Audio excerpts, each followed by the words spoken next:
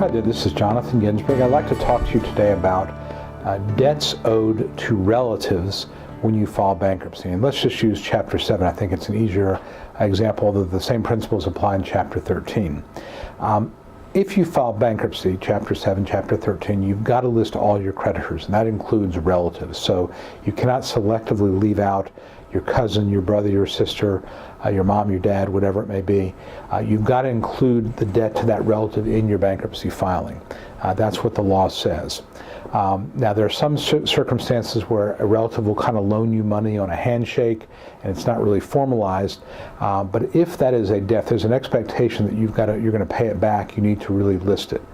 Now, there are some circumstances where a relative will loan you money, let's say to buy a house or buy a car, and as far as the relative is concerned, the car is kind of collateral for the loan, the house or whatever the property may be is collateral for the loan.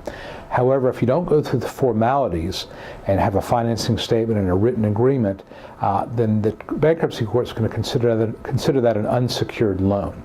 And that can be an issue if you're trying to schedule, trying to create a Chapter 13 plan, for example. You're trying to set out payments in your means test. If it's not a true secured loan, it can create some issues for you.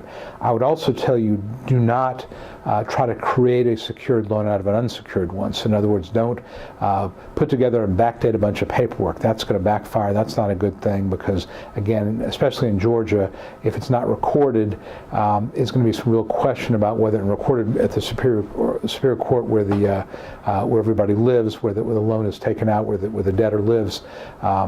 It's really going to be questioned. So I would not backdate paperwork. I would certainly talk to an attorney about that. So those are some of the issues that you kind of run into. Again, a lot of times loans between family members are informal. They're really, sometimes they're a gift, or they a loan. You really got to decide, and those are sort of the things you want to talk to your attorney about. And I think another thing you want to really keep in mind is don't repay loans to relatives before filing. That is a real big problem, because if you pay back a debt to somebody, especially a relative that could be considered an insider, that could be something called a preferential payment. It could be a fraudulent transfer. All kind of problems exist. And the one thing about bankruptcy, which is kind of interesting, is you can't undo it. You can't say, well, I made this mistake, I paid this person back, I made this payment, I want to now undo it, pretend it didn't happen. You can't do that. Once you made the payment, pay that person back, you have a real problem, and you may not be able to file at all. So I think the point I'm making here is that loans from relatives, payments to relatives, that can be a real minefield. The best thing you can do is talk to your lawyer before making any decisions about making payments to anybody, putting things in writing, changing anything that's already existed. Talk to your lawyer while it's still, as it was, and your lawyer can advise you whether or not there's formalities that can be applied. There are things you can do. Sometimes there are things you can do depending on the time frame.